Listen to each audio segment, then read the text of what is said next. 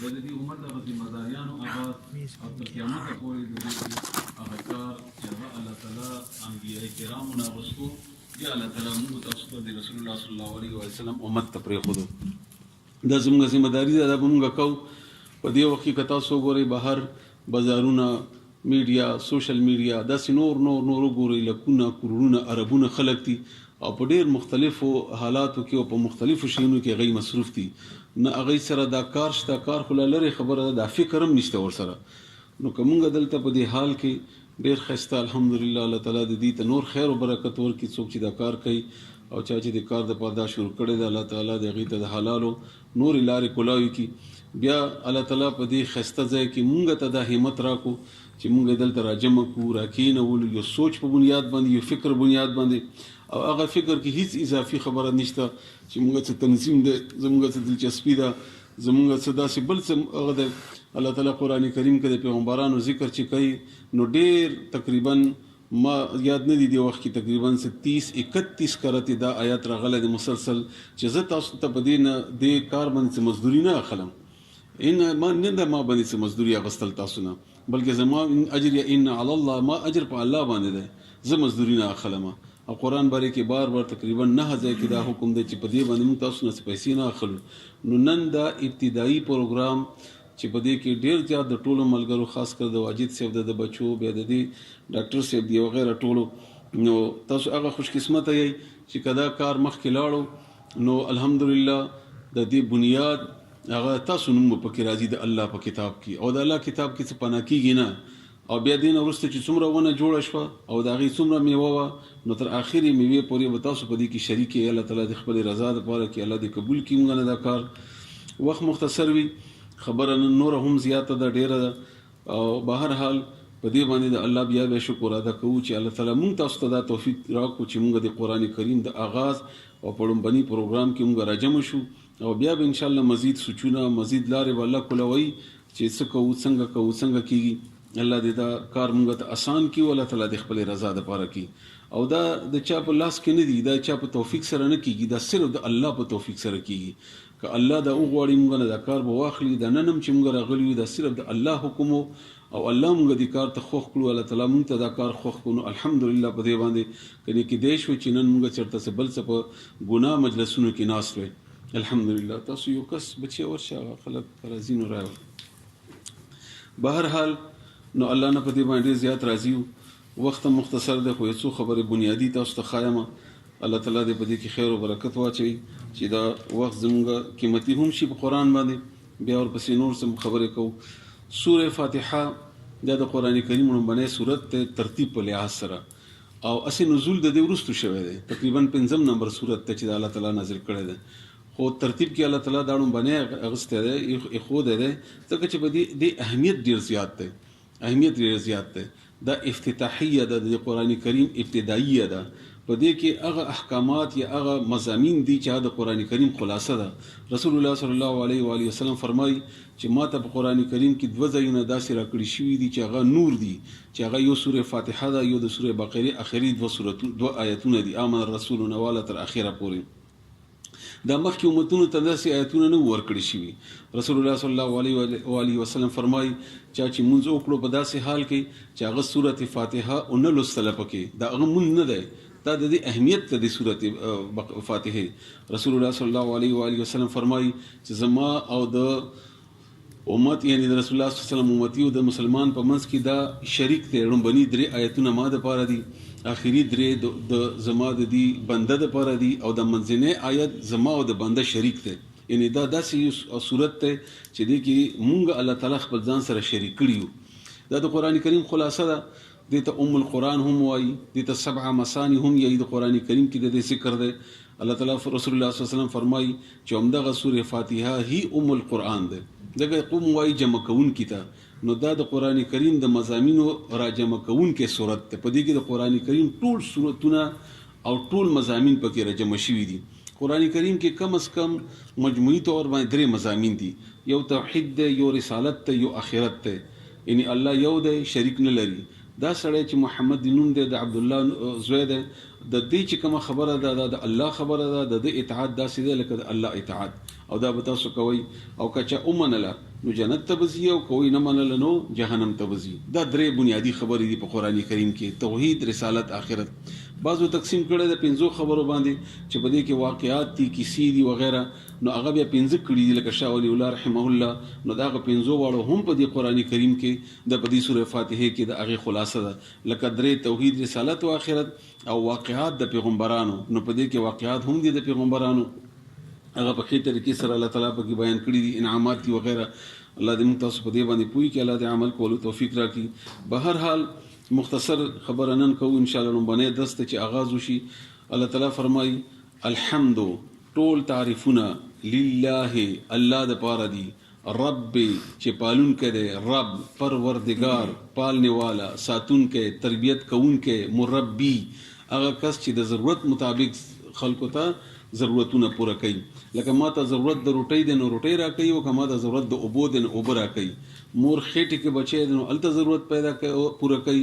چې بهر راشي نو بیا د مور په سینې کې ضرورت پیدا کوي. چې کله یو کال نیم تیر شي، 6 میاشتې 7 میاشتې، بیا ورته وړه غاښونه ورکړي، بیا هغه بدل کړي غټ غاښونه ورکړي. بیا چې ځوان نر دی بیله باډي ورکړي، چې زنانه ده نو بیله باډي ورکړي. میږي ته هغسې ضرورت مطابق خوراک رسوي. به هر حال چې کاڼي کې دننه چینجی ولې نه دی، هغه ته هم الله تعالی ضرورت ورکوي، پوره کوي، ځکه چې دا رب دی. به هر حال رب کې 3 کم از کم د الله اسماء حسنا معنی پراته ده پکې: خالق، رازق او مالک یا حاکم.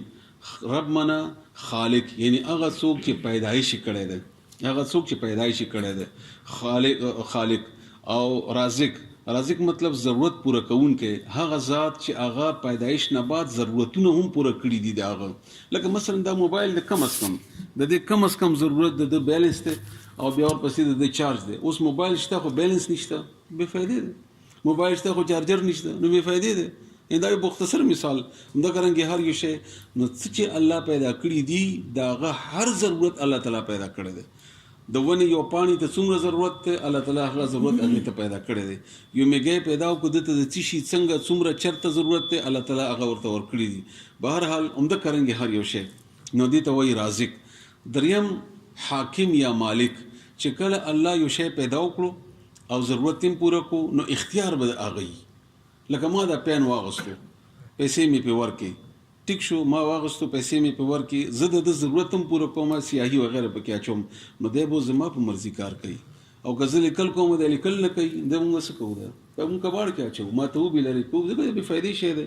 نو چې کله انسان الله تعالی پیدا وکړو، خالق یې هغه دی او رازق یې الله دی، نو اختیار به د الله په مرضي تېروي. زندگی اختیار به د الله سره وي. ژوند، سهار، ماښام، ماخشپه، واده، خادي، ځواني، بوډاتوب، ښځه، نر، تعلق، ښځه، خاوند، بازار، کاروبار، سیاست، معیشت وغیره څه چې دي دا به د مالک په اختیار باندې. څوک چې مالک دی، څوک چې ضرورت پوره کوي، دې ته وایي رب. عزتمندو همدغه پوښتنه به الله موږ نه قبر کې لومبنی سوال به وي: من ربک؟ رب دې څوک و؟ دا دومره اسان جواب نه دی چې موږ ووایو چې ربي الله. موږ ته خو ملایانو آسان کړی دی الحمدلله. اصل خبره دا نه ده. من ربک مطلب دا دی چې تا ژوند چې تی پیدا کړی وي، وما خلقت الجن والانس الا ليعبدون، عبادت دپاره، او بیا درته ضرورت هم پوره کړل. نو بیا تا اختیار چاته ورکړی و؟ تا چې واده کوو د چا پې مرضي دې کړی و؟ تا چې روټۍ خوړله مال دې چېرته نه پیدا کړی و؟ حلال و که حرام و؟ تا صدقې، زکات وغیره ورکړي وو که نه؟ تا حج کولی شو کړی دی و که نه؟ تا جهاد کولی شو کړی و که نه؟ تا په وخت کې فرعونیانو تا مقابله کړې وه که نه؟ که تا وس نه و نو ځان نه د موسی او کني کم از کم تا ځان نه د نوح علیه السلام په شان د کار کړی و که نه وغیره. دقه پوښتنه به لومبنۍ پوښتنه به وي، او په همدې بنیاد باندې بیا وروستو د ربوبیت توحید هم دی. بهرحال هغه اوږده مسله ده. دومره تاسو یاد ساتئ چې رب العالمین پالونکی، پروردگار، خالق، رازق، مالک العالمین د ټولو مخلوقاتو. الرحمن الرحیم ډېر مهربان دی. دواړو ماده یوه ده، را حامیم. رقت قلب ته ویل کېږي، انتهایی نرمي ته ویل کېږي. چونکې تاسو بعضې ملګري نه ویئ چې څه تاسو دلته نه ویسئ لومبني کې، ځکه راځه نه معنی تاسو ته کومه چې تاسو څه نه څه ویسئ، بیا نورې خبرې ډېرې دي. به هر حال رحمان، را حامیم، رقت قلب. عملي نمونه درته وښیم، بیا تاسو پوهېږي دا څه ته وایي. تاسو مانه یو واقع درته ښیم، بیا تاسو د هغې جواب ماته راکړئ. دلته اچانک اکسیډنټ وشو، لږ دا ورو کړه بچیه، اچانک اکسیډنټ وشو یا یو شی را وغورځېدو، یا دا ماشوم دی مثلا پریوتو ټیک شو एकदम د نوینه روان شو او د چغي وای الله وای بابا و دیو مور فلانه دی وخت به تاسو کیفیت دي څه کیفیت وي یو ماشوم دی او وګورځي ډیر شدید زخمی شو یا گاډي وه او هغه چغي وهي او وینه ته روانه ده او بالکل رپیږي کړپیږي وغیرہ ډیر سخت په تکلیف کې ده ته خپل بچی لګرامخ ته چې زما بچی په داسې کیفیت کې شمږ بسکو بس د کیفیت ترحم وای په دې وخت کې مونږ وایو چې هر څه پرېدم هر منډه وهم سینې ته رانږدې کم هسپتال ته زر ورسوم د تکلیف ته راوالم په خپل ځان باندې کم د ځای ته ورسېږم بس د توای رحم دغه رحم دی نو الله رحم کوونکی دی په خپلو بندګانو دې باره کې یو حدیث واورئ که هغه تاسو ذهن ته پرېوتو نو هغه کافي دی رسول الله صلی الله علیه وسلم فرمایي موږ عام طور باندې دا وایو چې الله تعالی اویا درجې مهربان دی دا حدیث نه دا خبره غلطه ده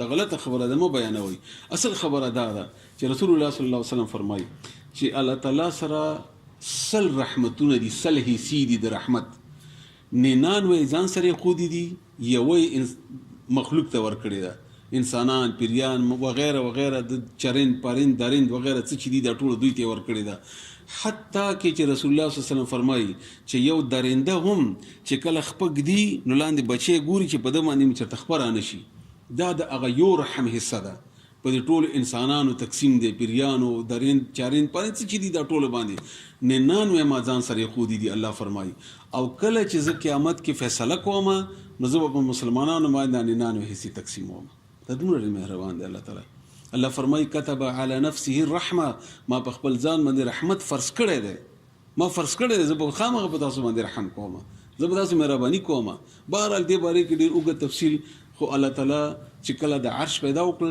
نو اول یې دغه خبره په عرش باندې ولیکله چې ما په خپل ځان رحم فرض کړی دی زه مهرباني کوم دا مونږ چې څه ګناهونه اوس لارې کې راتلو دغه خبره چې مونږ چې څه کوو مونږ د دې قابل نه یو چې مونږ د روټۍ میلاو شي مونږ ته عزت میلاو شي مونږ ته کپړه میلاو شي مونږ د وهلو ټکولو د بېعزتي د ذلت قابل یو خدا د الله شان دی چې مونږ ته ورسره روزي رزق ښایست وغیره وغیره څه چې سهولیات دي د الله تعالی مونږ ته راکړي دا د هغه رحمت حصه ده بهرحال نو الله تعالی مهربان دی مالک بادشاہ دی یوم الدین د ورځې قیامت الدین حساب کتاب ته وایي روز جزا څه دې کړي دي څومره دې کړي دي څه بدل درکوم نو چې دا دی دا د الله دپاره دي اوس ایاک نعبدو ایاک صرف دستا نعبدو موږ به عبادت کوو عربي قاعدې مطابق دا فکره غلطه ده په کار دا و چې نعبدو ایاک وی خو ګرامر خو د قرآن تابع ده او دا ولې به دا چې الله ایاک مخکې راوړي ده ځکه چې د ایاک د نعبدو نه ضروري خبره ده یعنی عبادت کول ضروري دي خو د ایاک دنه هم ضرورت صرف دستا صرف دتا ایاک صرف دستا نعبد من عبادت کو حالانکه عربي کې اول فعل راځي اول فعل زما نو اول به موږ د تللی وای بیا به غنورسته ځان ته نسبت کوو یا چاته وغیرہ نو الله دلته اول کې ایاک ان استاد عبادت دا به صرف الله د پاره دی کې بل څوک شریک نه وي عبادت څه ته وای کم از کم شپږ شیونه عبادت کې یاد ساتئ دا تاسو ځان سره وېسئ یو د معنا درته کومه یو د انتهایی عاجزی دویم تابعداری دریم پوجا او پرستش دا د درې معنی دي انتهایی عاجزی دویم تابعداری اطاعت دریم اور پسې پوجا مخصوص طریقې سره عبادت کول مخصوص طریقې سره دا درې وړ چې وزې کو د دې معنی داسې راغله ډېر عاجزی سره خبره منم د خودلی شوی طریقې ان رسول الله صلی الله علیه وسلم څنګه خودل الله وی منځو کا څنګه وکړ رسول الله صلی الله علیه وسلم خودل حج وکړه څنګه وکړ رسول الله صلی الله علیه وسلم خودل اوس یو سړی عاجزی په بنیاد نه کوي نو عبادت نه ده اطاعت په بنیاد نه کوي اطاعت نه ده عبادت نه ده د رسول الله صلی الله علیه وسلم په طریقې نه کوي نو عبادت نه ده دا درې معنی دي یاد ساتئ درې شرطونه دي د عبادت چې دا درې پکې پوره نه وي نو عبادت نه ده یو یره خوف زه یریږم نو ځکه دا مونځ کوم روژه ستم درس ته راغلی قرآن وایم قرآن زده کوم وغیره ځکه چې که ما کې یره د الله نه وي د بل چا نه یریږم زه پلار نه یریږم دلته راغلی یم نو عبادت نه دی او که دی نو د الله نه دی د پلار دی یا امریکې نه یریږم یا بل حکمران نه یا جیل نه وغیره نه یریږم نو بیا خو زما دا د الله عبادت نه شو بیا دا د بل چا نه چې یریږي دا د هغه شو نو اول شرط پکې خوف خدا الله نه یره دویم طمع لالچ طمع زه کوم ځکه چې الله راضي شي چې ما ته جنت راکړي زه الله رضا حاصله شي. جنت ذکر چې الله بار بار کړی د سفیان وته نه چې ما جنت سره کار نشته، نه موږ جنت سره کار شته. الله ذکر کړی دی بار بار د هغه خپل رسول الله صلی الله علیه وسلم ته بار بار اللهم انی اسالک الجنه، زه سوال کوم د جنت الفردوس، د جنت الفردوس سوال کوم. اوله بار بار تفصيلات بیان کړی دي. د کرنګ د الله رضا په نتیجې کې نور انعامات دا ټول د زموږ تم او لالچ ته چې موږ کوو او دی بنیاد باندې موږ عمل کوو. دا دویم شرط شو. دریم او دواړو نه ضروري هغه د محبت، مینا. مونږ په مینا کوو. دا که مینا زمونږ الله سره یا رسول الله صلی الله علیه وسلم سره یا د دین سره نه وي، بیا هم زمونږ عبادت نه ده، نه قابل قبول ده.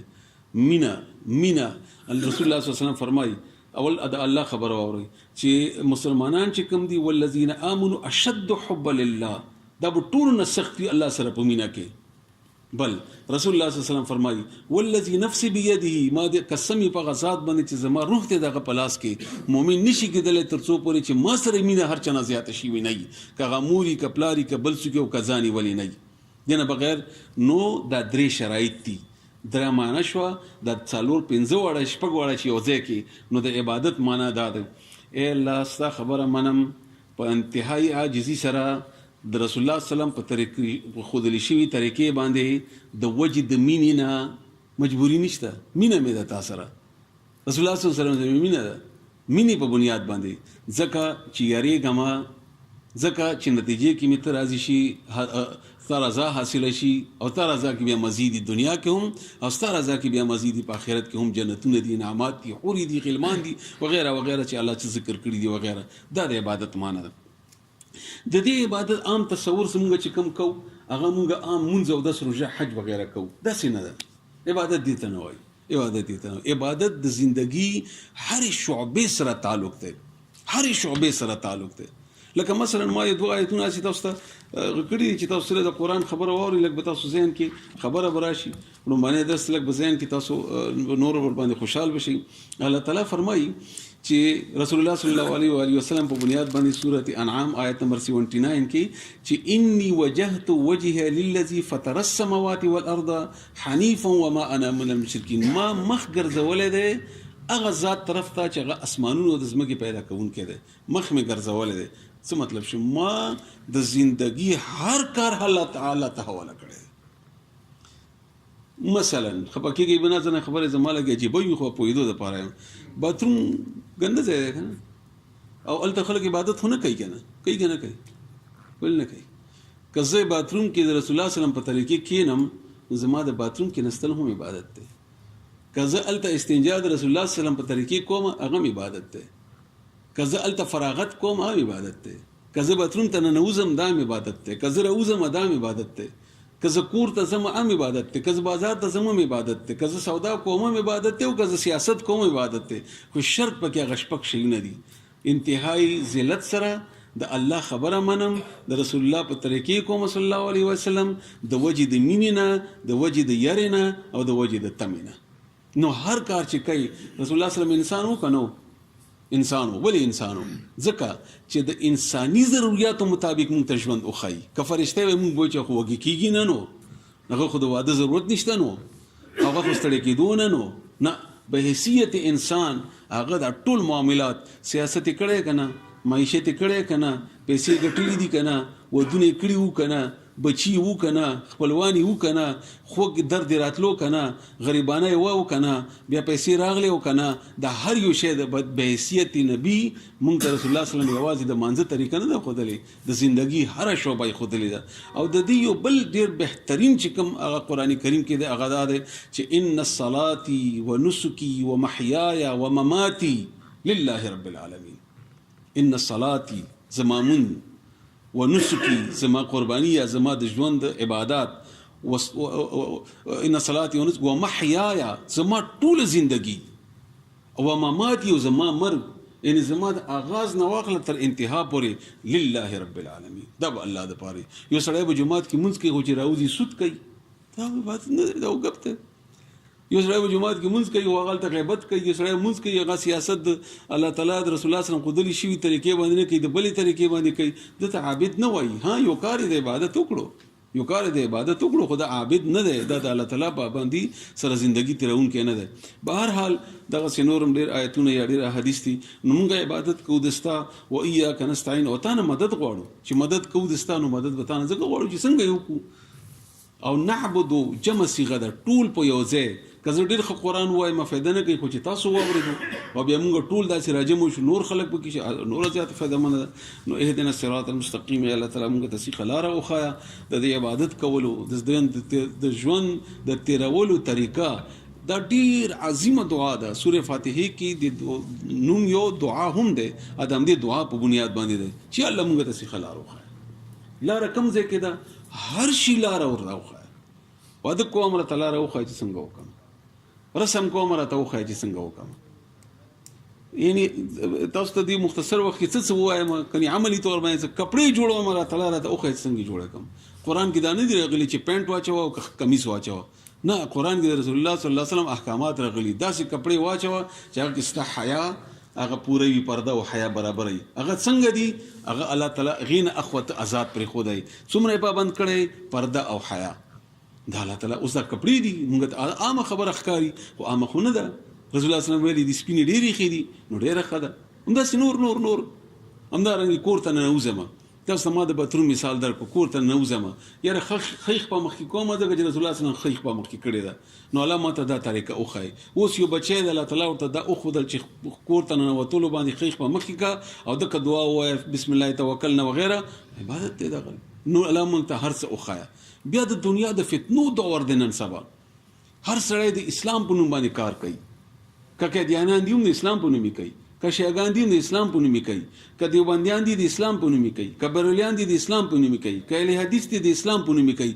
ته دا معلومولی نه شي څوک دي کوم چا پسې لاړ شم څه وکړم. دیم وایي اسلام دیم وایي اسلام دیم وایي اسلام دیم اسلام. ته به ترپری وي ته به ګډوډ وي ته پوهېږې نه. نو تا ته الله وایي ته دغه دعا کوه که نه چې اهدنا الصراط المستقیم اول صیغه لار وښایه ما پوهېږي. همدغه رنګې په هرې معاملې کې صراط الذین لار د هغو کسانو انعمت علیهم چې تا انعام کړی دی هغوی باندې. منعم علیهم څوک دي دا الله په خپله قرآن کې ښودلي دي. انبیاء کرام دي صالحین دي صادقین دي شهدا دي. الله ما ته د پیغمبرانو لار وښایي. نو پیغمبران مثلا ته بیماری نو الله ماته د ایوب علیه السلام په طریقه وښایي. ته غریب یې یعنی تا بس طاقت و درد وغیره نشته ته ډېر زیات مجبور یې نو ته د هغو پیغمبرانو د څومره چې پیغمبران راغلي دي فرعون سره مقابله ده نو موسی علیه السلام طریقه راته وښایي. یهودیانو سره مقابله ده نو عیسی علیه السلام طریقه راته وښایي وغیره. او خلاصه بیا د رسول الله صلی الله علیه وسلم ټوله زندگی ده. همدغه رنګې صادقین رښتیني خلک همدغه رنګې شهدا الله ماته د عمر رضی ماته د بکر صدیق رضی ماته د عثمان ټول شهیدان دي ده ماته د شهیدانو لار وښایي. همدغه رنګې وغیره د نور. نو دا دعا ده. بیا الله تعالی فرمایي غیر المغضوب علیهم دا داسې خلک وو چې تا غضب پې نه و کړی. او بل حدیث کې دي چې دینه مراد یهودیان دي. یهودیانو په شانتي مې مکې الله ولضالین او د عیسایانو په شانتي مکې ضال هغه چاته وایي چې لارې ګمراه کړي سیده رواني بیا لار خطا شي. نو الله ما ګمراه هم مکې. آمین معنا امداسي دی وی الله امدک سی وکي. رسول الله صلی الله علیه وسلم فرمایي کله چې امام ولضالین وایي نو تاسو آمین وایي ځکه چې تاسو آمین د امام امین سره یو ځای شي الله به تاسو رسنی ګناهونه معاف کړي. امین مطلب امداسي دی وی یعنی الله تعالی دا دعا زموږ قبول کړي. چې کله موږ دا دعا وکړو هر مانځ کې موږ کوو نو موږ خو مونځونه داسې نه کوو کنه چې پوهېږو موږ خو صرف عادت کوو نو کني هرې دعا یعنی هر رکعت الله بدل را کړی. که مونږ چېرې صرف فرض وکړو که نه نو 19 کرتې مونږ دا دعا وایو. او که سنت دا 12 رکعته ورسره کړو نو 29 کرتې مونږ دا دعا وایو. او که نفلونه ورسره کړو نو 50-100 کرتې هم زیات وایو. او فوراً الله جواب راکوي. حالانکه سورې بقره تقریبا 87 نمبر سورت دی. فوراً الله فرمایي ذالک الکتاب دا کتاب چې دی لا ریب فیه شک شبه نشته په دې کې هدن دا هدایت دی. ته هدایت غواړې رښتیا وایي اهدنا الصراط المستقیم رښتیا وایي چې رښتیا وایي راشه دا هدایت دی. دغه هدایت هدن دا هدایت للمتقین پرهیزګارو دپاره. بیا د پرهیزګارانو شرطونه الله تعالی یې ښودي دي. عزتمندو تاسو د راتلو حوالې سره یو دوې خبرې کومه. تاسو چې کوم راجمع شوي یئ بیا یو وارې دا خبره کومه چې مونږ دلته تنظیم نه جوړو نم تنظیم جوړ کړی. مونږ دلته افراد نه دي غوره کړي. مونږ یو فرد غوره کړی دی چې د هغه نوم دی محمد رسول الله صلی الله علیه وسلم. مونږ یو کتاب هم شته دستور منشور هم شته چې هغه نوم دی قرآن کریم. دې کې کمی نشته که کمی پکې کله موږ محسوس کړو بیا به بل یو دستوري قانون جوړ کړو بیا چا چې دې کې کمی محسوس کړی دی بل قانون جوړ کړی دی خو که تاسو مانه ډېر یعنی کمزوري علم والا نه پوښتنه وکړئ هم نو ان شاء الله چې رب کوي زه به تاسو ته وښیم چې تاسو ته دنیا کې کومه مسله ده چې د قرآن کې نشته کوم قانون دی چې د قرآن کې ضرورت دی چې موږ بل جوړ کړو کوم یو داسې دفعه ده چې قرآن کې نشته چې موږ بل جوړ کړو کوم یو منشور دی چې موږ جوړ کړو نو دغه زموږ منشور دی دستور دی او دغه رسول الله صلی الله علیه وسلم زموږ امام او مشر دی همدې پسې موږ روان یو دلته نه اختلافي نه فرقه پرستی نه څه بل څه زموږ یو مقصد دی هغه مقصد دا دی ومن احسن قولا ممن دعا الى الله ومن احسن څوک د خستا ممن هغه چانه خپل څوک ته دعا چې هغه بلنه کوي الى الله الله طرف ته چې هغه الله تعالی غواړي مونږه مقصد دا چې تاسو الله تعالی شي دا قران د ستا په کور کې موجود دی دا قران ستا په الماری کې موجود دی دا قران زما کتاب نه دی ستا کتاب دی دغه قران دی چې الله تعالی فرمایي رسول الله صلی الله علیه وسلم فرمایي حدیث قدسی دی دا قرآن کریم قیامت کې شفاعت وکړي دوشونه به شفاعت کوي قرآن کې د انسان لپاره یو دا قرآن چې یو د رسول الله صلی الله علیه وسلم او دغه شی دی چې دا تاسو سره روان دی نو مونږه تاسو ته دعوت درکو د عمدي خبرې کوو چې تاسو خپل رب طرف ته راشئ چې هغه زمونږ هم رب دی تاسو هم رب دی تاسو د خپل قرآن ته راشئ دا ووایئ چې تاسو هم په ایمان راوړئ موږ هم په ایمان راوړئ تاسو خپل کار سره موږ سره شریک کړئ چې دا تاسو هم ذمہ داری ده زموږ هم ذمہ داری ده مونږ کوو د خلکو ته قرآن وښیو نو دا داسې نه ده چې بس زما ذمہ داری ختم شوه یا تا ذمہ داری ده نه مونږ به حیثیت مسلمان به حیثیت د رسول الله صلی الله علیه وسلم امتی دې کې دانش ته چې ډېر تعلیم یافته یم ما سره ډېر علم دی نه رسول الله صلی الله علیه وسلم زمانه کې عمر رضی الله عنه هم او بلال هم حبشي وو په عربي ډېر نه پوهېدو تک تورو بدرنګ وو شکل نه خو درجه چرته وه رسول الله صلی الله علیه وسلم چې جنت ته لاړو نو جنت کې دغه قدمونو خپې आवाज الته وېدو خاندان د ابو لهب ډېر اعلی و د رسول الله صلی الله علیه وسلم تر لهب شغلې ته وای د مخې داسې چمک او د خایست نه دومره خسته سړیو او درجه کم دي ته لاړه تبت یدا ابي لهب غرق شي تباشي تا د لاس مات شي هغه ځای ته لاړو نو مونږ دلته داسې نه ده چې مونږ عالمان یو ډېر غټ خلک یو نه مونږ ټول یو شانتي برابر یو ها تاسو کې به د بعض خلکو درجه ډیره زیاته اوچته وي د تقوا په بنیاد باندې الله سره هغه به تعلق ډیر زیات وي الله سره د تقوا په بنیاد باندې نو بچو او زما ګران ورونو مونږ دا کار دلته نه شروع کوو په همدې بنیاد باندې چې دا دعوت مونږ ورسو نن یو کس د خواري کړی ده واجد صاحب 3-4 ورسره ملګرتیا کړې ده نو تقریبا 30-35 کسان دي که 30-35 کسانو کې هر یو کس خواري وکړي دا به څومره شي بیا کني کم از کم یو کس خدای سره سړی راوستی شي او حال لوی دی مونږ دلته د زنانو هم تنظیم کوو شو فلحال مونږ 2-3 فیصلې کړې دي یو دا ده چې مونږ هر بت په ورځې ماسخوتن منځنه بعد دلته یو درس کوو دا فلحال کم از کم فیصله ده بل منګل هر منګل په شپې لکه نن چې کوم ورځ ده نو دې لپاره تاسو اوسنه دا ځین کې کینوي چې ما تخپل هم راتللی یو کس نیمم راوستل دي ځکه نور څوک نه خپل کور مور خور وغیرہ راوستای شي مونږ دلته لوی حالت د اسې تنظیم کولای شو الله دې په دې کې خیر او برکت دې تواچي الله تعالی دې درجه ورته ورکي بیا کومه پوښي دا کار مونږ کولای شو مونږ روان کړل شو مونږ په دې کې عربیم تاسو ته خودلې شو مونږ په دې کې حدیثم تاسو الحمدلله ډېر خپوي خلک مو سره ډاکټر سره رښتې دي نور داسې تاسو کې به داسې پوي خلک براوزي چې مثلا شاید مخامخ کس ناس زی پیژنم نه چې به تجوید پکې خروز دی چې به تلفظ خروز دی چې به आवाज خولي مونږ د قران یو زیات نه زیات یو غنټه پروګرام یې ځکه ډیر زیات شي بیا شپه می حالات هم داسې عجیب دي پغه غنټه کې موږ قران خودنه د نن چې وګت شو د نوري خبرې پکې ډېرې ځکه او بیا پکې ورور نور چې څومره تاسو د لپاره فائدہ من کېدلی شي هغه مر بکو نه ډاکټر نثار ضروری دی چې د دې درس دی نه پکې بل کس ضروری دی قران ضروری دی چې قران خودلی شي که زه خودلی شم نو زه به یم او که ما نه خېدې خودلی شي دی به یو که د نه خېده خودلی شي دا به دا کار د زموږ کم از کم فیصله ده دویم موږ حیدرآباد کې میزه کې کوشش کړې ده که الله هغه کې کامیاب کو هغه نه به تاسو به موږ خبر کو او دریمه څلورمه خبره زموږ دا ده چې دې کار کې موږ سره تعاون داسې نه ده چې موږ سره تعاون داسې وکړي نه دومره تعاون چې دا کار چې څنګه کیږي هغه کار زه خو نشم کولی ما هم راکړه دې کوم څه وکړو واجد صاحب هم نشي کوي ډاکټر ریاض صاحب هم نشي کوي آیاز وغیرہ دام نشي دا به تاسو به کوي کچېره دا کار مونږ په خپلو کې تقسیم کو نه به ډېر زیات ښه نتایج وي. د مثال د ګاډي دی، ګاډي ټایر څومره قیمت دی؟ څومره وي؟ تقریبا 2000 3000 5000 یې واچوه، چې ډېر ښه ټایر 10,000 یې واچوه. انجن څومره وي؟ 2 لکه 3 لکه دومره انجنونه دي. ښه اوس د انجن شته خو یو ټایر پکې نشته، ټایر یې پرېږده، د 10 روپو هوا پکې نشته، بیا به هم کار نه کوي. د 2 لکو د انجن دا بې فایدې ده، بیا دا بې فایدې ده. او یو پرزه به وي د 50 روپو به وي، خو هغه مو موقع کې نه وي، ګاډی به نه چلېږي. نو که زمونږ کې بعضې ملګري ډېر قیمتي دي، خو چې مونږ ټول خپلو کې راجمع شو او په دې بنیاد باندې چې دغه دعوت به مونږ کوو، کم از کم کار دا دی چې مونږ د منګل په ورځې ډېر نه ډېر خلک راولو او بیا هره ورځ به مونږ ته نوي ملګري، نوی کار. یاره د دې یاره قرآن خو مونږ واورېدو، خو مونږ تلفظ د کوو، الحمدلله هغه بندوبست کوو. بیا یاره قرآن ترجمه خو مونږ واورېده، خو مونږ لفظي ترجمه زده کوو، د هغې بندوبست کوو. یاره قرآن خو مونږ واورېدو، خو زمونږ خو د قرات یا تجوید ښه نه دی، بیا د هغې بندوبست کوو.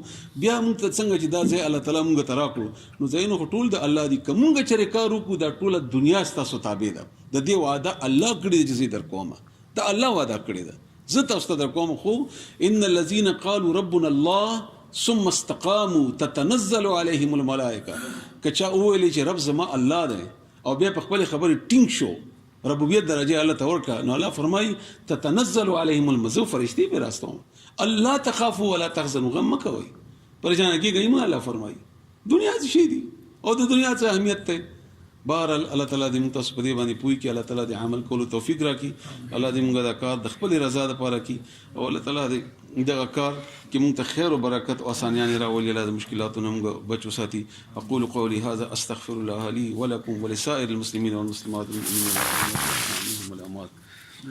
موږ مخکې دا یو دوه خبرې کوو، که تاسو چا ډېره جلدي نه تاسو ته رایې وي، موږ خپلو کې څه خبره ځان کړې وه چې موږ څه لیکلو، زه ډېر زیات مصروف پاتې شوم، مخکې ورکړو ډېره زیاته وه. او ولید صاحب تاسو ته خبره مخکې کول غواړئ یا خبره تاسو